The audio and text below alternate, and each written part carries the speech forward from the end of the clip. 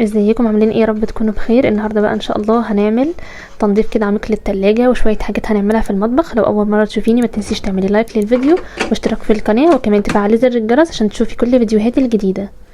اول حاجه بقى طبعا هبدا ان انا هشيل السجاده والستاره واحطهم في الغساله. هما بيتحطوا الاتنين في الغساله لحد ما اخلص المطبخ كده الاتنين يكونوا نشفوا واتنشروا. وبعد كده بقى ايه احطهم تاني، هدخلهم بقى كده الغساله، احط معاهم معطر كده عشان يكون ريحتهم حلوه. وهنضف كده شويه الشباك. هشيل بقى التراب اللي عليه بالجلافز بتاع ايكواي بتاع التراب، علشان اشيل من عليه كل التراب كده، علشان لما اجي احط الستاره ما تتوسخش، علشان هي بتكون متطربه طبعا بسبب التراب اللي بيكون على السلك. فانا هنضف التراب كويس جدا اللي على السلك واللي على شباك الالوميتال. بصوا بقى التراب بيمسك كده في الجوانتي، بجد الجوانتي ده حلو جدا. هخلص بقى كده تنظيف الشباك كله زي ما انتم شايفين كده على الشباك. البطاطا اللي انا زرعتها ولسه بقى هوريكم بقى، دي تالت يوم ليها، لسه هوريكم بقى لما تزرع كده هيبقى شكلها عامل ازاي. دلوقتي بقى هغسل الخضار. نضفت الحوض كويس جدا وغسلته كويس جدا. هحط بقى كده فيه كل الخضار بتاعي وبعد كده هحط عليه خل واحط عليه بيكربونات. وبعد كده بقى ايه هغسل الخضار كويس جدا وهحطه على فوطه، هنشفه بقى كويس جدا لحد ما اخلص بقيه المطبخ يكون بقى ايه الخضار نشف. هغسله بقى كده كويس قوي. طبعا قبل ما تحطي الخضار في التلاجة لازم تغسليه كويس، علشان طبعا لو حد عايز ياخد خضار على طول يبقى نضيف، وكمان هو بيحافظ ان الخضار يفضل عمره اطول. فدلوقتي كده هغسله كويس وبعد كده هنشفه في فوطه نضيفه. محدش بقى يقول لي ايه القرف ده وازاي بتغسلي الخضار في الحوض؟ طب ما احنا بنغسل المواعين في الحوض وبناكل فيها يعني، كده كده طالما الحوض مغسول كويس وطالما هتغسلي الحاجه كويس فخلاص، يعني مفيش قلق من ان الاكل يتغسل في الحوض. فانا كده غسلت كل الخضار بتاعي. وبعد كده بقى ايه بعد ما اخلص بقى تنظيف التلاجة هقوم بقى ايه حاطاه في العلب بتاعها. فتابعوا بقى الفيديو للاخر. كده خلاص انا خلصت الخضار والفاكهه، وبعد كده بقى هسيبهم ينشفوا. هغسل بقى دلوقتي التلاجة. طلعت بقى كل الارفف اللي فيها والحاجات اللي بتكون في الباب. هغسلها بقى كويس وهنشفها برضو على فوطه. انا بحب اغسلهم بالليفه والصابون عادي جدا. طبعا اهم حاجه ان هي تكون ليفه ناعمه عشان الارفف ما تتجرحش. بس خلي بالك طبعا وانت بتغسليهم لانهم بيبقوا اكليريك، يعني بيبقوا سهل جدا ان هم يتكسروا لو انت ضغطتي عليهم جامد.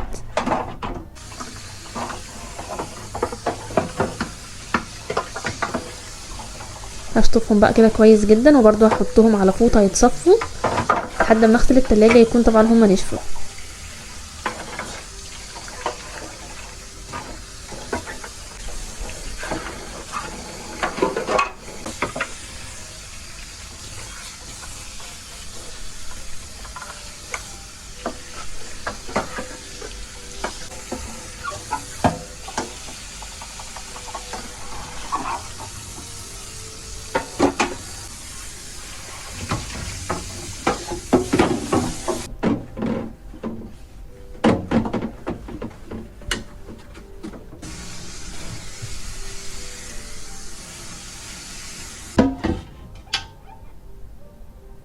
كل الحاجات اللي هغسلها وبعد كده اصفيها. دلوقتي بقى الازاز، الارفف بتاعه التلاجة عندي ازاز وبيكون فيها البلاستيكه دي لازم تشيليها عشان بيكون متجمع تحتيها برضو حاجات محتاجه تتنضف، بواقي اكل وكده.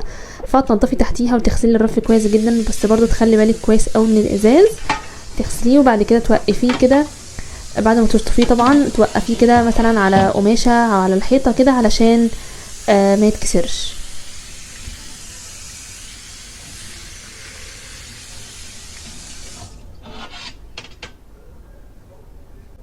شايفين عامل زي المرايه.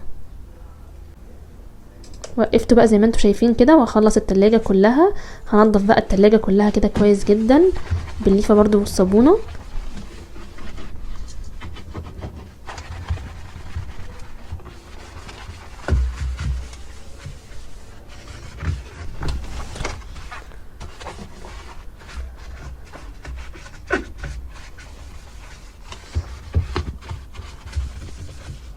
هغسل بقى كده التلاجة كويس جدا بليفة ناعمة وصابون، صابون مواعين عادي جدا. وبعد كده هجيب فوطة وهغسل بقى كل الصابون اللي انا عملته.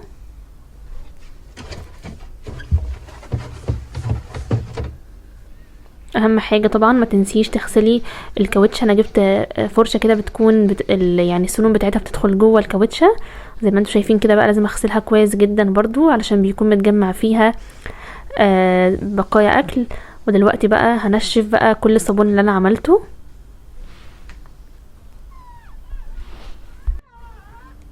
بصوا بقى الكاوتش بقى عامل ازاي. باقي التلاجة برضو نفس الكلام، هشيل منها الصابون كده في فوطة، وهفضل طبعا اغسل الفوطة كل شوية علشان اشيل كل الصابون.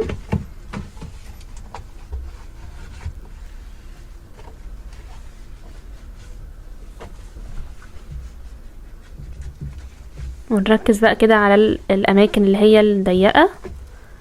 خلصت كده غسل التلاجة كله. بعد ما اغسلها بقى كلها بحب بقى ايه ارش عليها المنظف بتاع ماي واي، بيديها ريحة كده تحفة. فهرش بقى عليها كلها، بيديها ريحة كده عاملة زي ريحة الليمون. انا مش بستغنى خالص عن المنظف ده، بس بحب استخدمه بعد ما انضف التلاجة وارشه كده، وبعد كده بقى ايه امسحه في فوطة ناشفة. وكده خلاص اكون خلصت التلاجة.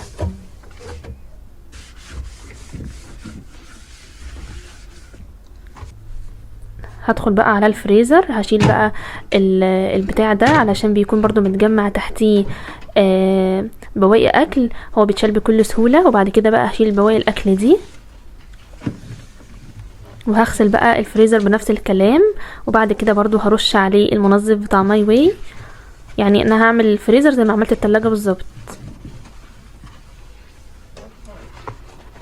من بره بقى نفس الكلام برضو هغسلها بقى بالمنظف بتاع ماي واي.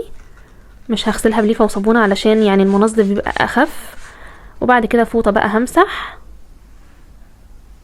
وطبعا اوعي تنسي برضو التلاجة من فوق بالجلافز بقى بتاع التراب. همسح برضو التلاجة من فوق.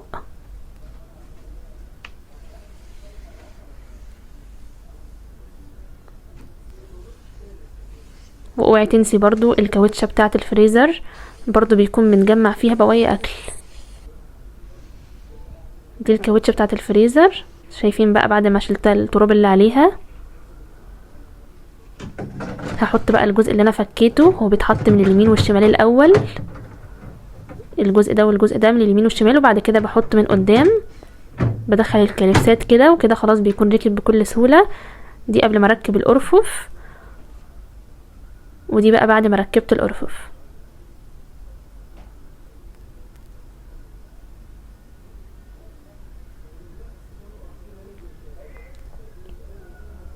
هحط بقى الحاجات اللي انا حطيتها في الفريزر، اللي انا نظمتها في الفريزر.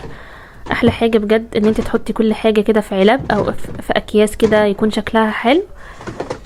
تخلي بقى كده علبه للعيش مثلا، وعلبه للحوم، او علبه للفراخ. ودي بتاعه مكعبات التلج. وكده هكون خلاص انا نظمت كل الفريزر. هدخل بقى على التلاجة بعد ما الخضار بتاعي نشف، هحط بقى في العلب.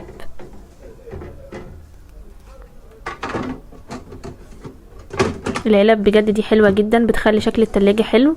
وبعد كده وفي نفس الوقت كمان بتخلي الخضار ان احنا نحافظ عليه وقت طويل.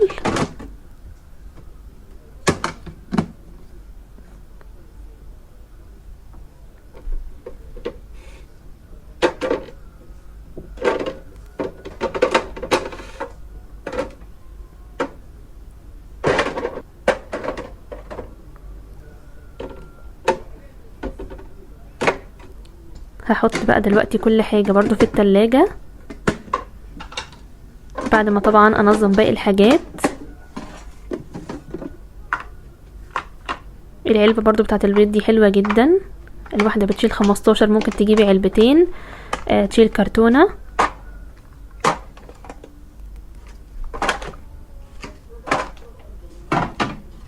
هرص بقى كل حاجة في التلاجة.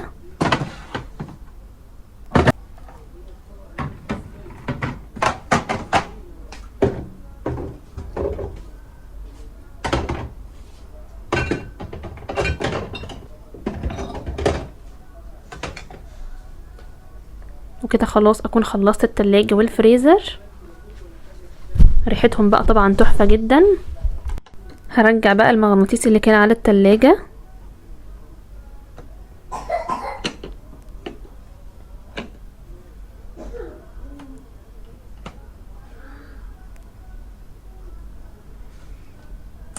كنت بقى حاطه حاجات في غسالة الاطباق فهشغلها كده علشان اكون كده خلصت وشطبت المطبخ كله. وبعد كده برضو هلمع البوتاجاز تلميع كده سريع بفوطة ايكواي طبعا بتاعت الدهون، مش بستخدم اي منظفات خالص، او باي فوطة عندك هتلمي بس بواقي الاكل وكده وتكوني شطبت البوتاجاز. خلاص بقى كانت السجادة نشفت والستورة نشفت. هحط بقى السجادة وهعلق الستورة برضو بنفس طريقة السكوتش زي بيلزق كده عليها.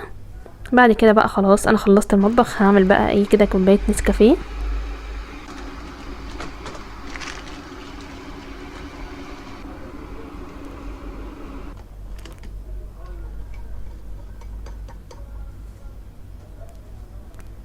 يلا بقى انتي كمان قومي تشجعي وروقي المطبخ وشوفي ايه اللي ناقص فيه كل يوم كده، او حتى مرة في الاسبوع كده تعملي اللي ناقص. لو عجبك بقى الفيديو ما تنسيش تعملي لايك للفيديو ده عشان يوصل لناس اكتر، وكمان تعملي اشتراك في القناة.